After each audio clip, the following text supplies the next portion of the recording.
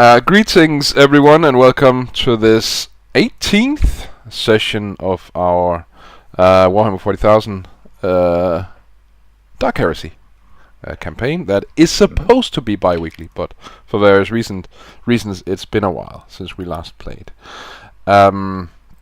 Speaking of our last session, I'm just going to do a brief recap because for technical reasons we don't really have... I usually record recaps for the players and myself for our benefit, so that we have some grasp on what's been happening in the last session. But for various technical reasons, that recap does not exist for our previous session. So he didn't put his headset on. Shh, shh. Be quiet, you. Wait, that's the entire evening's worth of excuse lost. Thank you. It was worth. Damn Thank it! you. Damn it! Yes, okay. I made a boo boo. So what did happen last time is that you guys, I think Sister Francesca had a brief conversation with Trina, wherein Trina asked her some questions about the assault on this church down in the Underhive, and also asked about her ambitions. Then you guys basically were given your next assignment. Apparently there's a war going on on the piety of Seth, Akalon's home planet, and you are to travel there and find some of these geometric shapes you've been finding on Hive Sibyllus. There is the Inquisitor has no idea how many of these geometric shapes are located on the piety, nor does she actually know with 100% certainty that there even exists any of these shapes on the planet, but she has enough solid intel for her to send you on this mission. So that's your primary mission on the piety of Seth, is the retrieval of these shapes. Your secondary objective is that, like I said, there's a war going on between rebel Imperial Guardsmen and loyalists. And when you reach the piety, your secondary objective will be to find any sign of heresy and what's the word I'm looking for? Disciplinary issues among the loyalists, because they are fighting their brothers. The rebel guardsmen are also members of the Scintillan Fusiliers. So that is. I think we got told that the Scintillan Fusiliers were basically, they're parade soldiers. Yes, they are made up of the higher echelons of Scintillan society, and they rarely see actual combat, and now they are fighting against their own kind. So there's certainly a risk of heresy and desertion and all that wonderful stuff. So that's your secondary objective. There is another element to this, though. There is a kill team, a Death Watch kill team, present on the piety of Seth as well, and the Death Watch is a special chapter of Space Marines dedicated wholly to the battle against the Xenos, in their many forms. And this kill team is there because they believe that the Dark Eldar is also present on the piety of Seth. And we were warned about what we could expect if we were to come up against the Dark Eldar, that they are formidable opponents. Yes, specifically, Tim had a one-on-one with Watch Sergeant Enoch, who's the squad leader for this kill team, where he gave a bunch of advice to Tim on how to handle them, and this also resulted in a visit to the quartermaster where you guys picked up a lot of new stuff.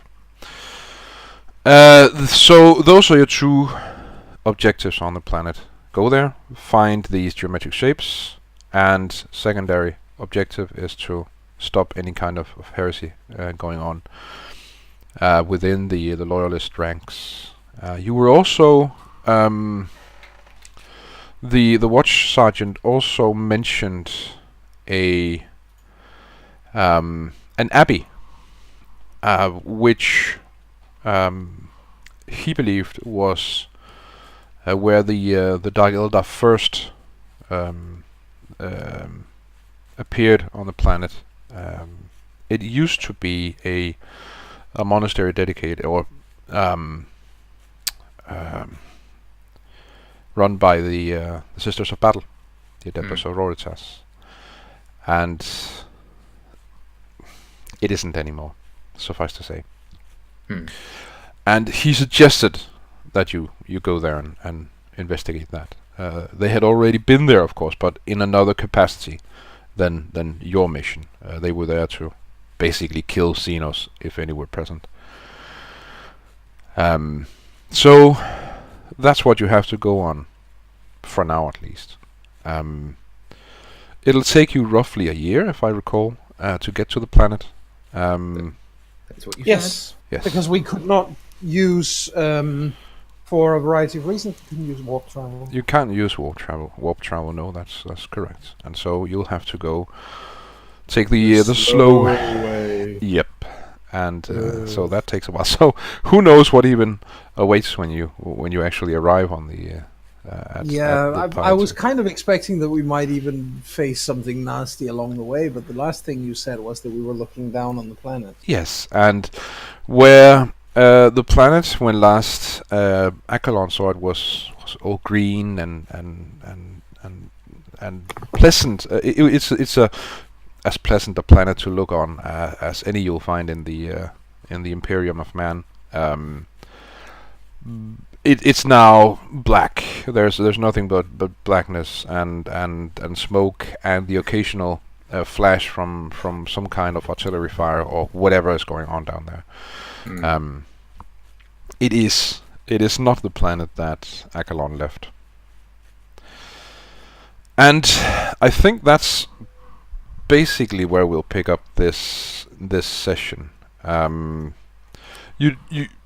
It does take a year for you to get there. So if there's anything you would like to explore before your characters arrive at the Piety of Sith, just let me know and we'll do so. Well, I'll correct the age on my character sheet for one thing.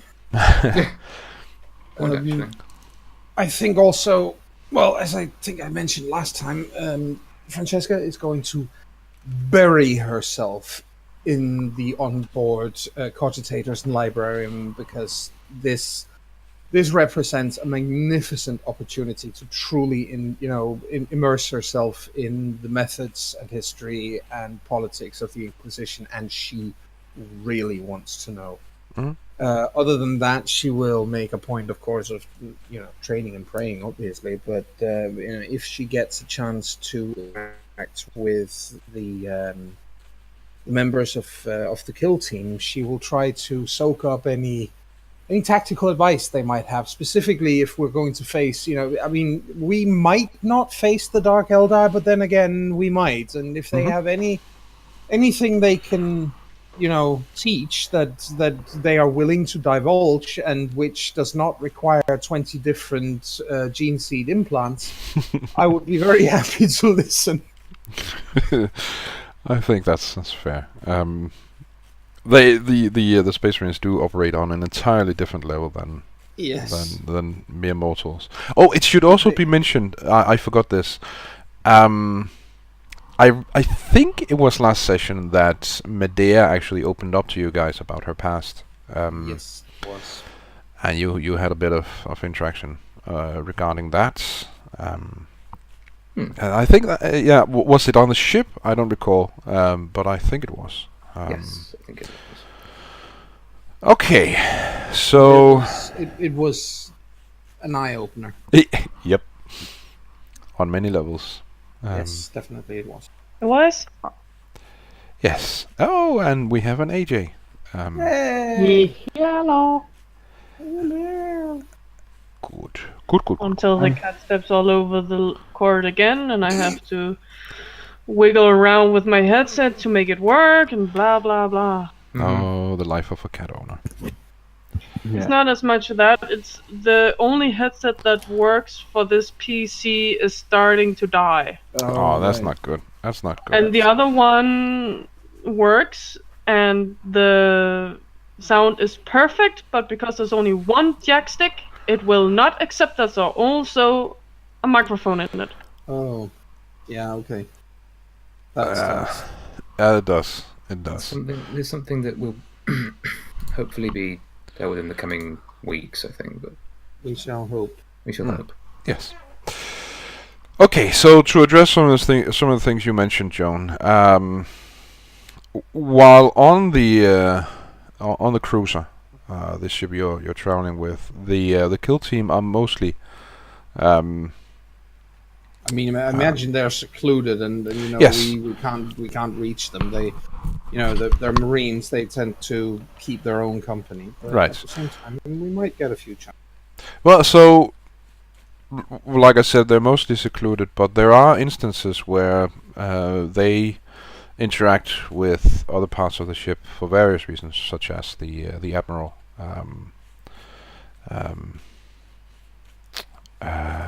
Running things on this ship, or whatever else. There are times where you're able to interact with them, and mostly the watch sergeant. He's the one who's and the chaplain. He'll also interact with you guys. The rest of them stick to themselves. Fair enough. And the so tactics wise, the number one thing that Watch Sergeant Enoch tells you is to keep your distance.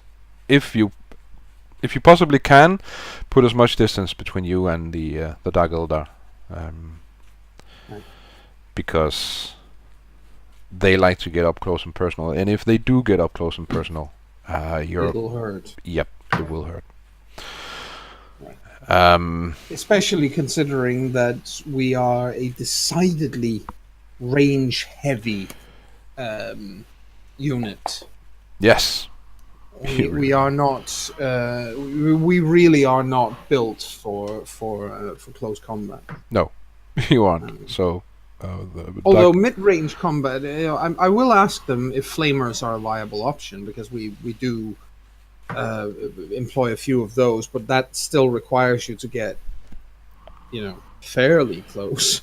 well, so the watch sergeant laughs heartily at this, and he reminds you that flamers are always a viable option. Apparently, he's a fan. Good. He's a fan of the. Well, that's always a good thing, seeing as, you know, Sisters of Battle and any weapon that employs heat. Yes. So, but he cannot underline this enough. You really need to keep as much distance as you possibly can, because if they get up close and personal, you will likely die. Yes. Well, I will certainly take their what is it called, information and their suggestions and advice Yes. at its absolute most serious. And also, Tim, you also just to remind you, you also got some equipment last time. You got a Camellia line cloak, which makes you even harder to spot as long as you lie still. Yes. And you also got I think some alternate visions, thermal vision, something. I got a whole lot of stuff. Yes. I listed it all here. Okay, I can go cool. through it if you want. No, it was just to remind you in case you'd forgotten it. It has Yes. been a while, so I'm not going to assume that you guys remember everything. Yay, we love you for that. Okay, so that's Sister Francesca. Akalon, is there anything you would like to do in those 12 months you're on the ship? On the first months of flying far. Um, Yes. share with my acolytes, because they're any and all knowledge I have regarding the piety of Seth in terms of geography and sort of any institutions that might still be around. About he is under no pretense that a war changes the planet irrevocably. So a lot of what he knows might be outdated by the time they get there, but he's willing to share it anyway. And besides, it's comforting to him to be able to talk about his home. Mm-hmm. He'll probably also spend his time honing his psychic powers as best he can, and working with Medea, sort of, continuing to help her with her liturgical studies and coming to terms with who she is, and acting as a friend and something of a religious mentor to her. Okay. Well, so as far as the piety of Seth goes, then you guys all know now that for the most part it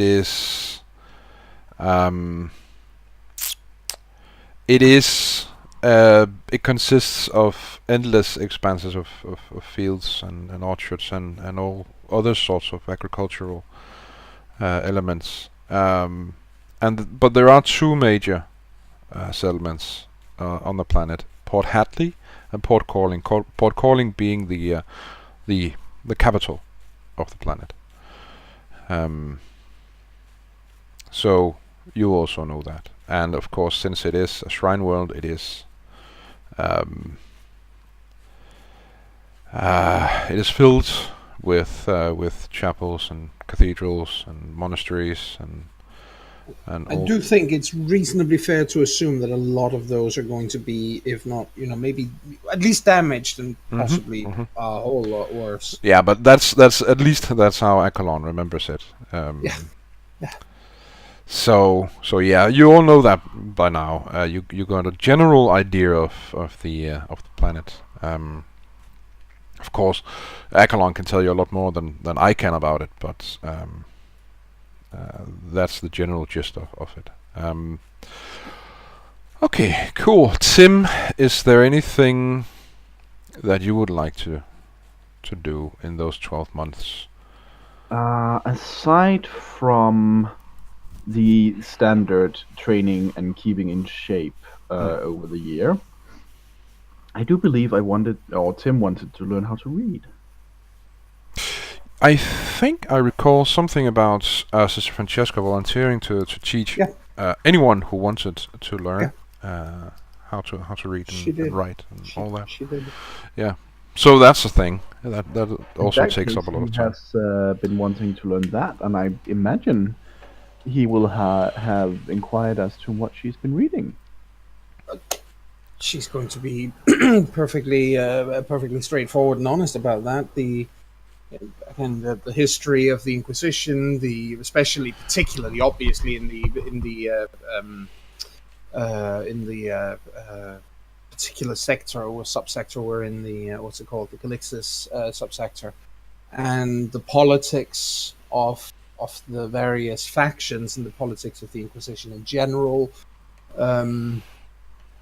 that kind of thing, because she's I mean, it's becoming more and more obvious. I think to the others I would at least imagine it's becoming more and more obvious over the year that we are in space, that she does in fact have aspirations. She does have a goal in mind. Sure. Yeah. In that case, I think Tim will, want to know her opinions on things. Of course. Well, we've talked some about it in the previous couple of episodes as well, but she's clearly, I mean, there's no question that the school that she most closely associates herself with, the school of thought, is the monodominant school of thought, that mankind is the supreme being and the only being in the universe with a right to exist. Every kind of xenos, every kind of heretic, there can be absolutely no mercy. There can be no diplomacy with them. It's a matter of, and also quite importantly, a a different line of view from, for example, the Amalathians, whose primary motivation is to make the various institutions of the Imperium work more closely together and function as a coherent a cooperative mass. The monodominants quite simply they take the opinion that it is their damned duty to put aside any differences they have and work towards the greater good of the Imperium. And if they can't figure that out, then the people who are in the way need to be removed. Well, in that case, you'll definitely find that Tim seems to agree on most things. He also puts it plainly that he doesn't intend to actually, involve himself in politics or know anything about them more, other than he would like to know them in case it becomes relevant for some mission or for practical purposes. Yes, and that she has, no problem with that whatsoever. Again, as she says, for her, it's a matter of wanting to, better her knowledge, improve her knowledge, especially because, well, Inquisitor Dex primarily has in fact, what is it called? Inspired her, because somebody who's strong enough, despite what has befallen her, somebody who is strong enough to still function on any level and still serve the Inquisition is worthy of respect. And because, and it's very, very clear that the defining moment for Francesca has been when the destruction of the section of the Middle Hive was called, and she realizes that she agreed fully with it, as she will have told the others if there were 4,996,000 innocent people in that Middle Hive. That's probably a reasonably accurate number, and they were an acceptable loss to eradicate the heretical presence in the Middle Hive, particularly when we now know what is going on the piety of Seth. All major heresy starts small. And if, Hive Tarsus and well, basically if the major hives on Scintilla itself had suddenly erupted in civil war or in open heresy, it would have destroyed the political structure of subsector Calixtus. It would have been an almost irretrievable loss for the Imperium in the entire subsector. So for her, those almost 5 million people were, we can pray for the souls of the innocent, but that's about it. And again, Tim is in full agreement. I think outside of that, with whichever time is left, he'll want to practice his trap making and ability to hide. I think I had an idea last time. I don't remember if I told about it, but Tim would suggest that since this little rowboat is quite big, as I remember, Yes, it is. That they simply they find a section of it and then they play hide and seek. Yes. Basically, Tim will have a bigger or smaller amount of prep time, go in there and set up, and then he will invite the others to come find him. Yes. And then he'll, not lethally of course, shoot the heads off them whenever they expose themselves. So for them it's sniper training and trap spotting, and for him it's trap setting, innovative trap setting and defending a position. That's an excellent method of training, obviously. And at least Francesca will be more than happy to partake in that, especially since she will be using an Auspex, so basically she's cheating. I mean, yeah, between Sister Francesca and Specs and yeah, but it's just. I really wish that Accolon had gone into psychic, well, ability to read minds, because then he could cheat that way. Well, That's so good training against people who are cheating. I'm sure the Xenos have their own exactly. nasty and sinful ways of detecting people. I was about to say the enemy doesn't play fair, so you should prepare for unfair. So yeah, Yes, always. absolutely. So and even then, so and Allspecs does have its limitations, and that's something that Tim can learn to take advantage of. Exactly. And he will. Yeah. It's also worth saying that since you said that this little rowboat is fairly large, an actual cruiser, which this is, it's not a light cruiser. This is a real, actual, full-sized cruiser. Has a ship's complement of 50,000 crewmen. Yes. So it's. I'm sure we can find some small area to practice. It's about 5 kilometers long. Yeah.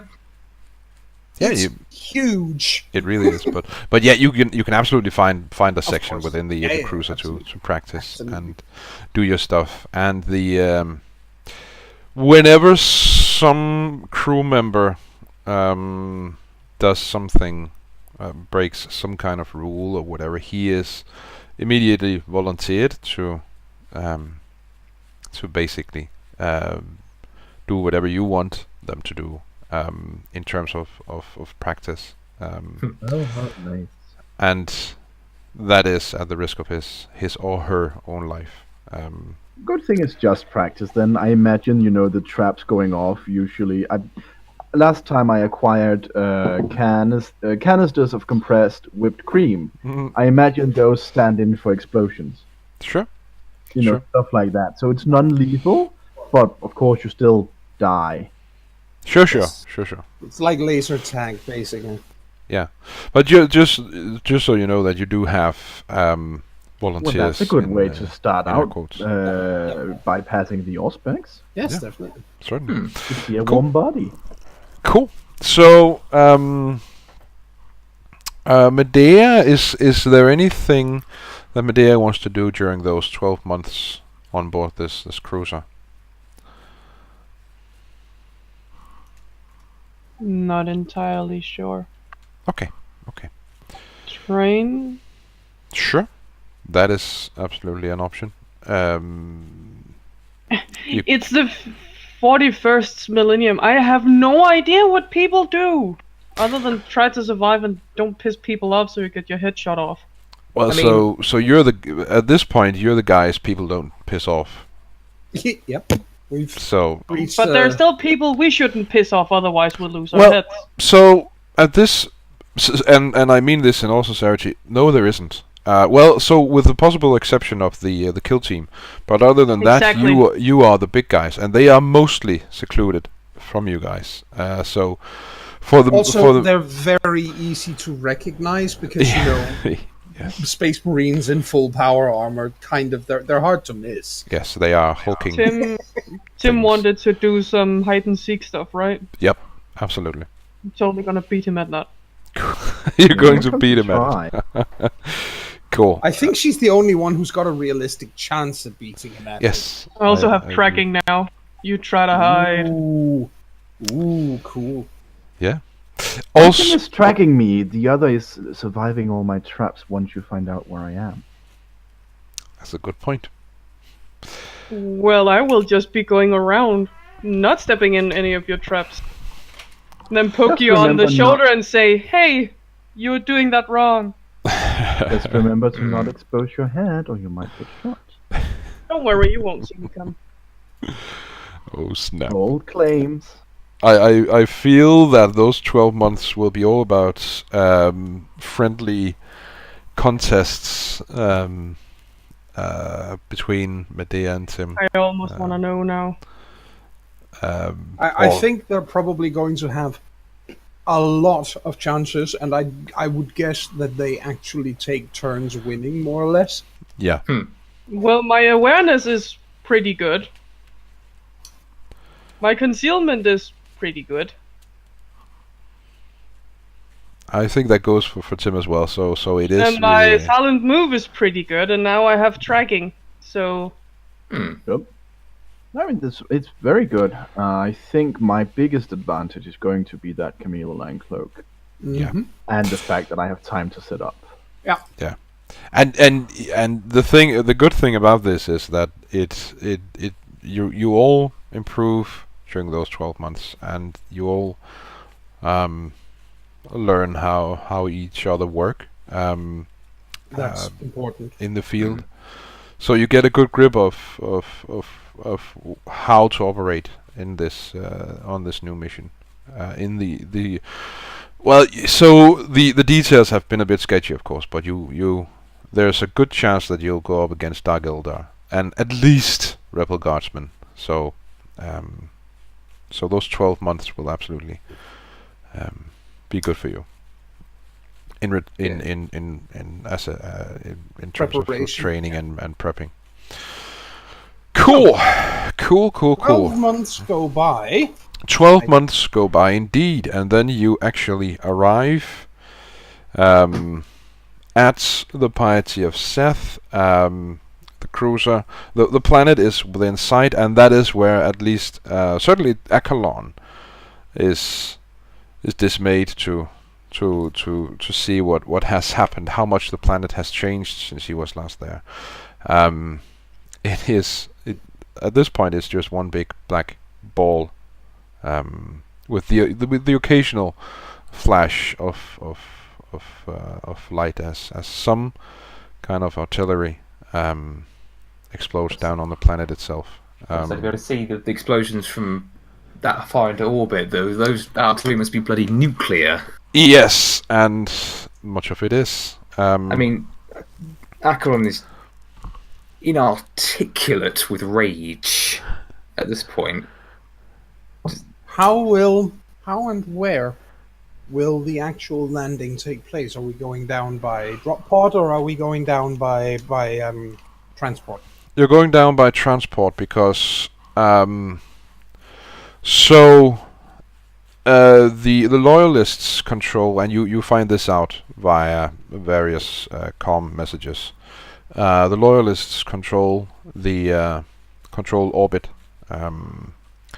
and there's no risk in you going down by via transport. You will be transported to Port Calling, the capital of the planet. And you're also informed that at this point, it's basically the loyalists control pretty much the entire planet, with the exception of Port Hadley, and which is still in rebel hands. So it's a mopping up operation at this point. At this point, it really does seem like it. The rebels are cut off from any kinds of reinforcements, and it's just a matter of seeing them out and This does not wearing feel them down. right. This does not seem right. I would still urge tremendous care. I think the first thing out of Medea's mouth as they come closer is, "Don't worry, Tim. You can get revenge on the home trip back." As far as I understand, we're even. I'm pretty sure I'm one ahead of you. Keep your head low in the field. Okay, so Keep The, your back clear in the field. Hey, we're a team. What? I know. It's just a friendly reminder. So the cruiser, or rather the transport is ready for you guys to be transported down to the planet surface. The kill team has already left the cruiser, and so it's just you guys, and then the 50,000 man crew will head on back to some other destination.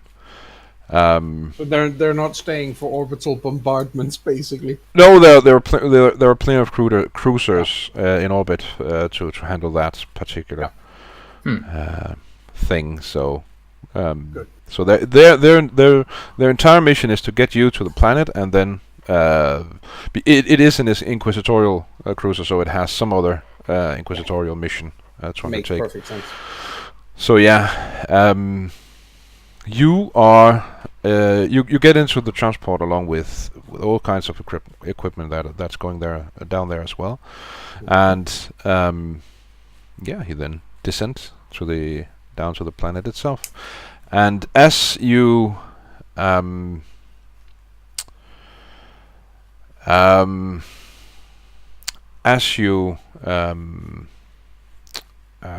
enter down through the clouds, that's when you witness the actual destruction of the planet, because where it was once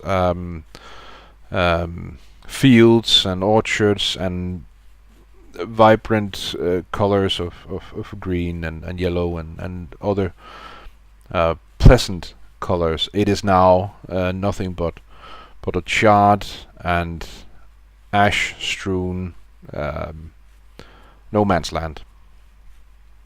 And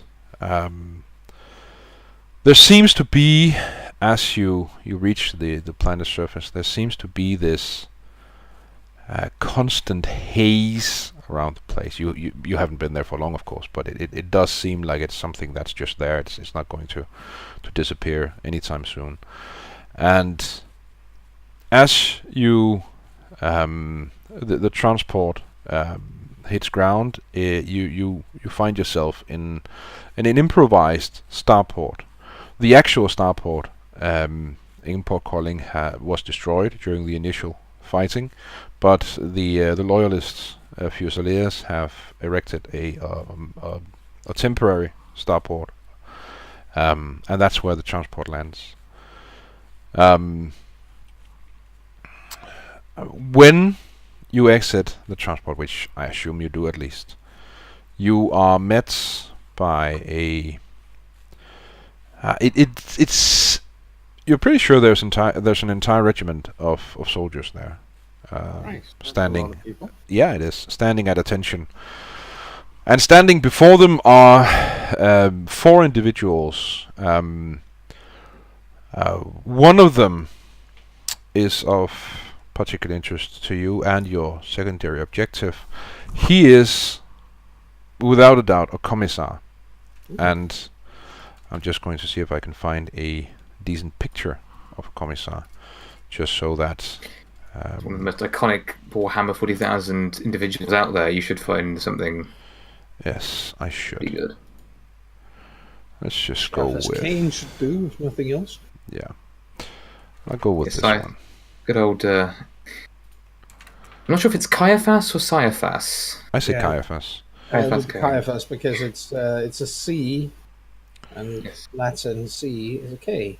Mm-hmm. So what you guys Caiaphas, see yes. is this fellow, not this specific fellow, but one dressed in Yes. similar uniform Yes. as the one depicted on this in this link. The others are also, the 3 others standing with him are also clearly military personnel, high-ranking, judging by their various rank insignia and regimental insignia and all that. But he stands out, especially, I imagine, to Sister Francesca. Of course. I imagine he's not the first she's met. No, he probably isn't. And as you exit the transport, he's the first one to approach you, Yes. and he walks up to he approaches whomever exits the transport first, and Probably Sister Francesca. I imagine so. yes. He salutes the sister in typical imperial, in typical military fashion, and he says, "Greetings. Look to you, Commissar. I am Commissar Histor. Pleased to Who meet you. might I have the honor of addressing? Just give me one moment. I need to find the exact rank, but I should be able to do that relatively quickly. I mean, we did go up a rank last time, Yes. so just so that I'm sure that I don't mess this up, because that would suck mightily. Here we go. It is yes, I introduced myself as Elohim Militant Francesca of the Order of Crimson Rose. Excellent. Excellent.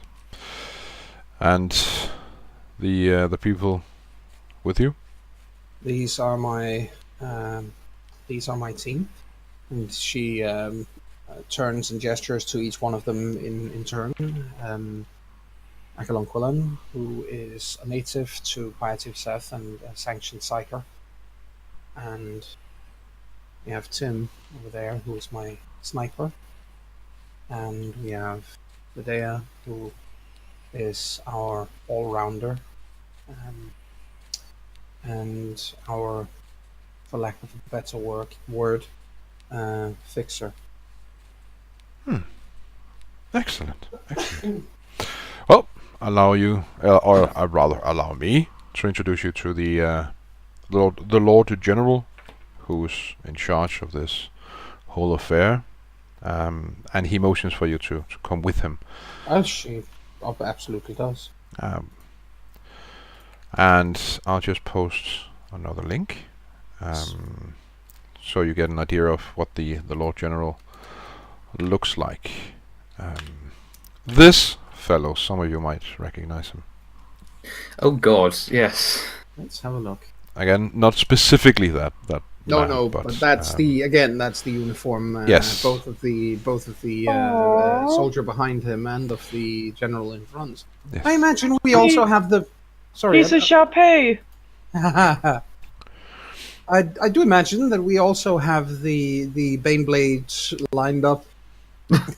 Yeah, so there's an entire regiment of guardsmen Yes. standing at attention behind him. They don't look like these specifically. I'll see if I can find the. I do believe. Allow me to. I did literally just find an image of the Scintillan Fusiliers myself. Cool. Just have a look. As soon as I get. Oh, come on. Don't do this to me now. You stupid. The joys of technology, ladies and gentlemen. Also, a fixer, I think, is something. It is a word that I think she would have heard Francesca use before. It's basically the person who is capable of, finding things with the local populace. The one who's knowledgeable about how to communicate with ordinary people. Oh, the thing Medea has failed over and over and over and over and over and over and over again. Indeed. Yes. Tiny image. Why has that gone so? Yes. If she has been told what that is, she will just cock her head slightly with a yeah, right. So yeah, standing behind the Lord General is a regiment of these guys, as depicted in the link Chris just posted. Yeah. Their uniforms are a lot more. Well, they've actually seen combat, these Fusiliers, so Alright. it's not quite as shiny. No. At this point, and of course they are flanked by various heavy vehicles. Artillery and heavy tanks and Artillery, and so on. basilisks, Lehman Rosses, and Baneblades. One Baneblade. Well, yeah. Because you don't tend to have too many of the super heavies. No. They're sort of a, they're like titans, as in super heavy and super rare. No, unfortunately, that shipment of 100 Baneblades from Kaurava didn't arrive, as it turns out. Exactly. Terrible liberties with that game. Anyway, okay, so they look ready for a battle, basically. Yeah, they do.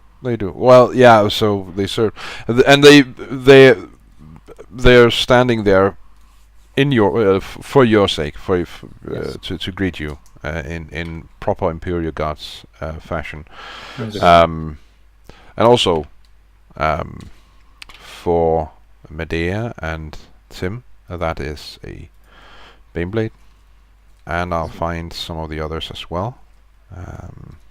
Let me see if I can find a picture of the Baneblade But it's a tank. conveys It the is an size of one. absolutely enormous tank. Yes. It's not just, like what we would consider a tank. It's about 4 times bigger than any tank in use in the real world today. Yes. Here's one. Here's an image. I'll Ah. link this for you. Yes. If it, let me I'm actually. unfortunately never going to be able to take that name serious. Which one? Baneblade. At least I imagine that's what Rasmus is referring Yes. to. It is the Bane. It could also have been a shadow sword, but they're specifically Titan killers. Yes. And this is a basilisk, which the last link I posted is a basilisk, which is basically mobile artillery. Yes. And I've linked a picture of why I cannot take it serious. Okay.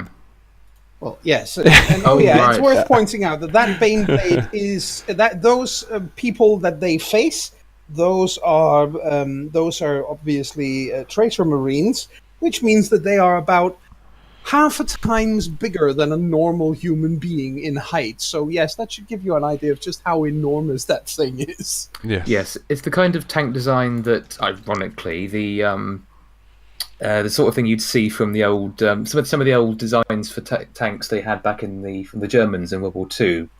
Yes, They had some ridiculous designs for tanks back yes, then. they really did. And last but not least, an example of the Lehman Rush, which is a more common type of tank. Yes, and named after Francesca's player's favourite Primarch. Yes, indeed. So that's basically Looks what you're. adorable. Yes.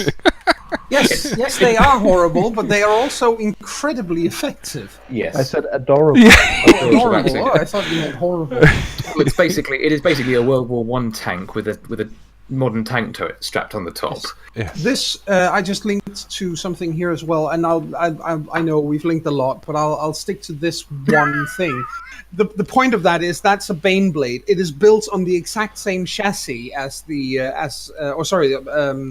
that is a Baneblade. But that's the basic chassis for all super heavy tanks. And seeing as there is a guardsman standing in the top hatch there, that gives you a very good idea of the exact size. It is enormous. Yes. It is. It's almost a house on treads.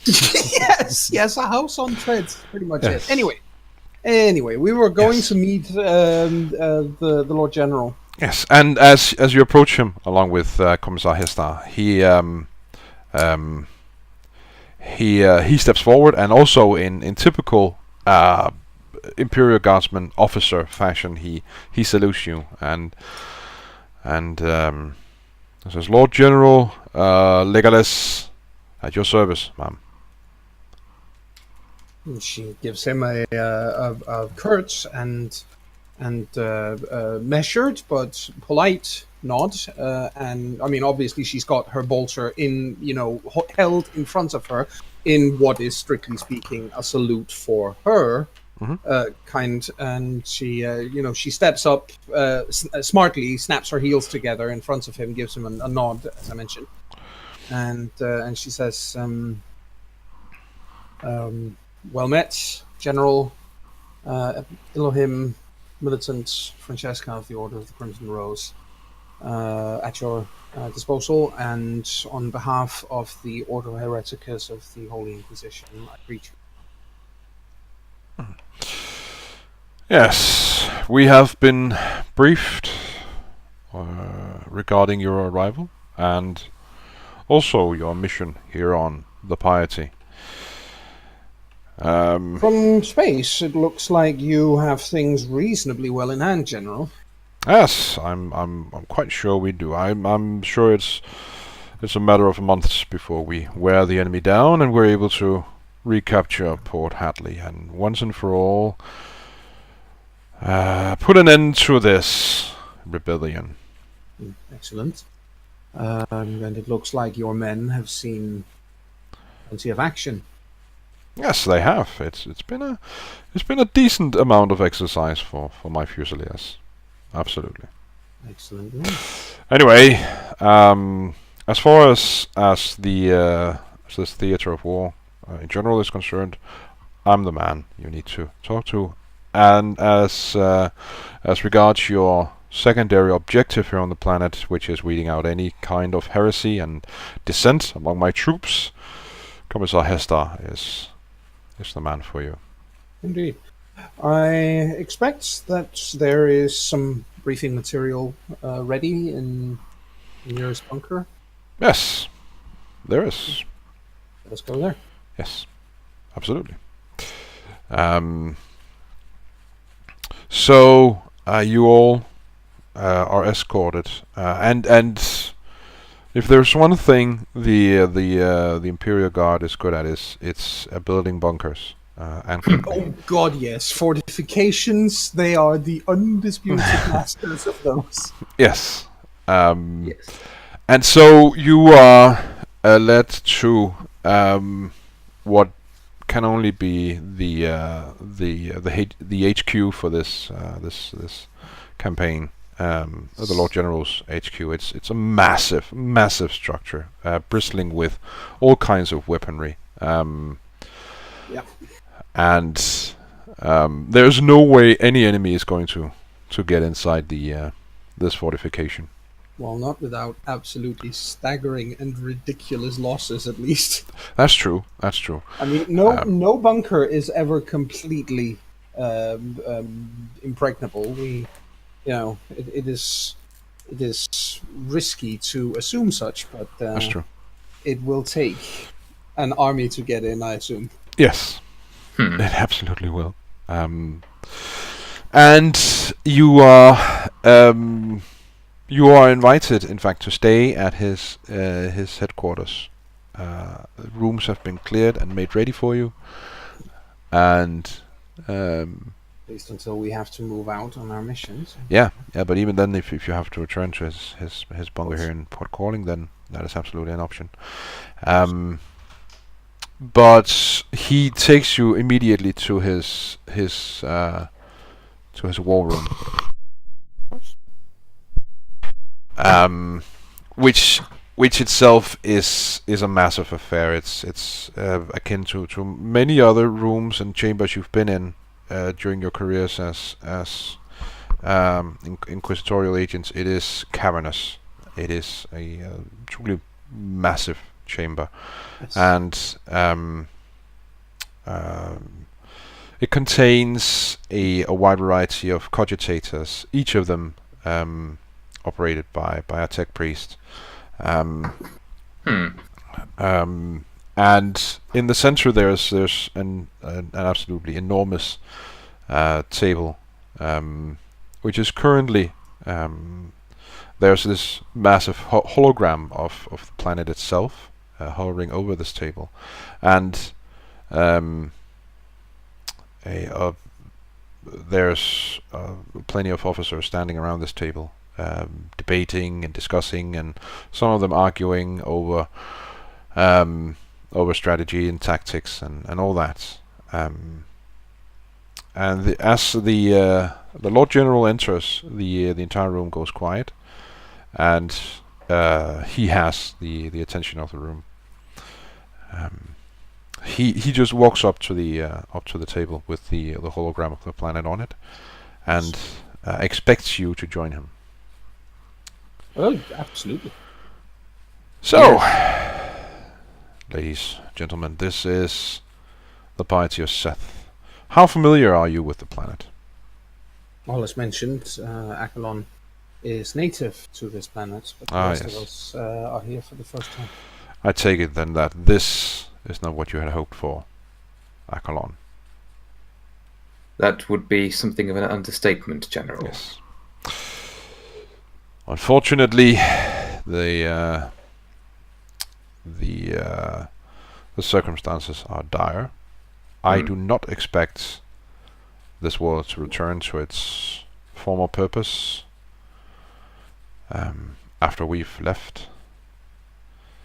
The rebels did their part, but unfortunately we have also done our part to in order for us to destroy the enemy. That is unavoidable. War is war. War is war indeed. Anyway, the rebels, 10 full regiments of rebel guardsmen, assaulted the planet. They detached from our entire war group some 2 years ago, to be exact, and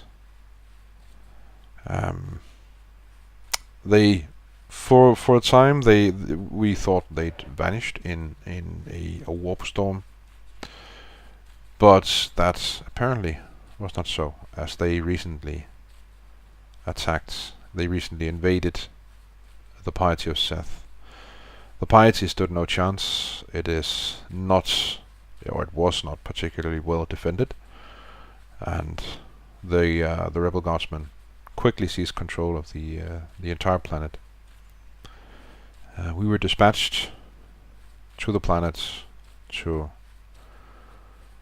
aid in its in delivering the planet from rebel hands, and that was when we discovered the true nature of our enemy. Our own brothers and sisters had turned against the Imperium, and were now working for some.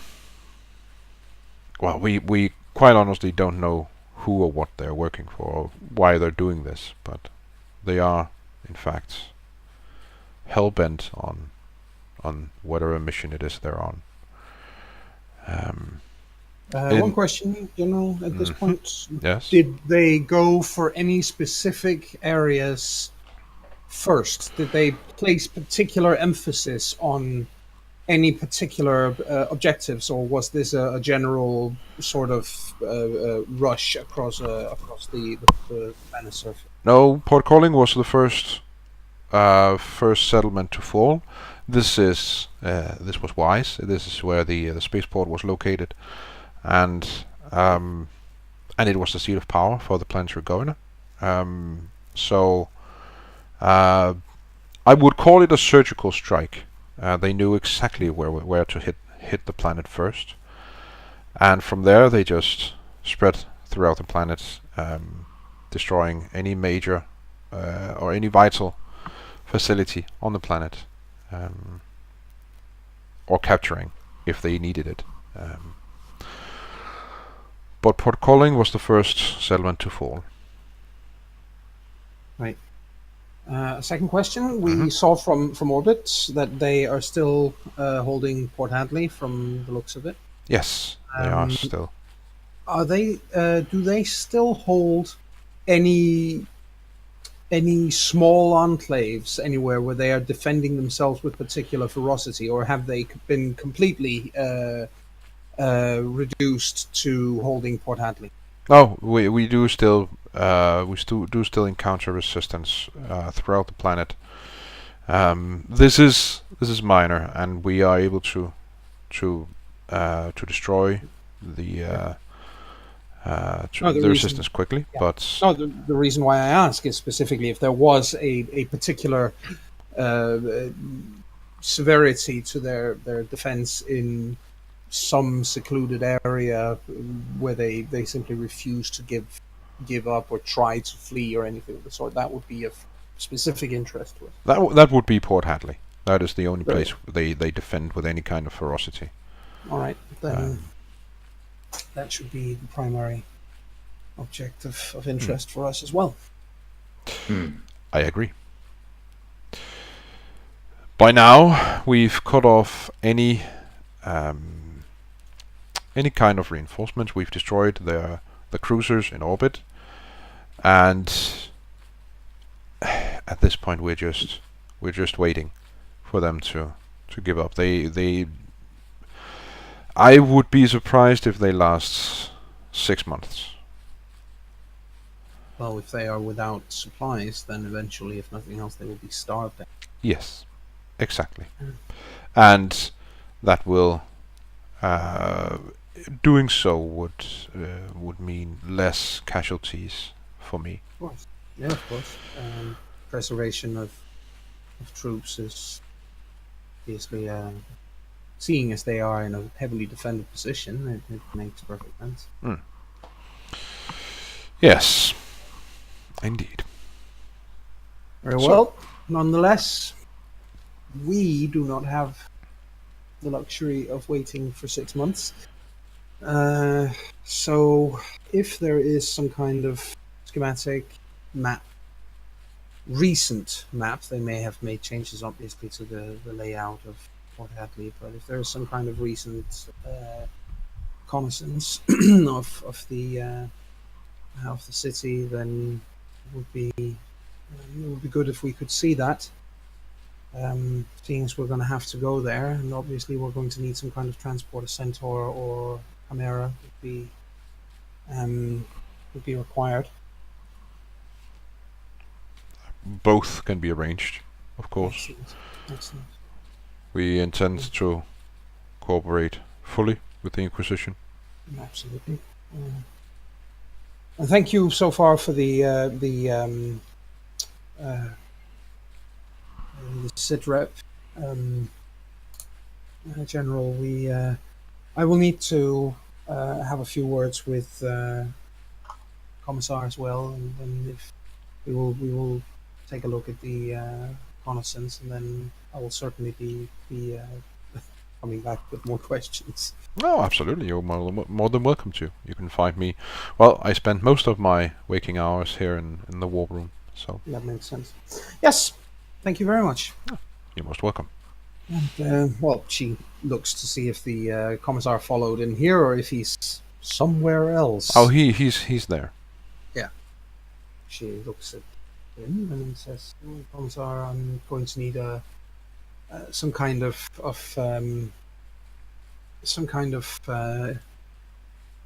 rundown of the general state of morale and piety within the existing remaining loyalist units, Certainly.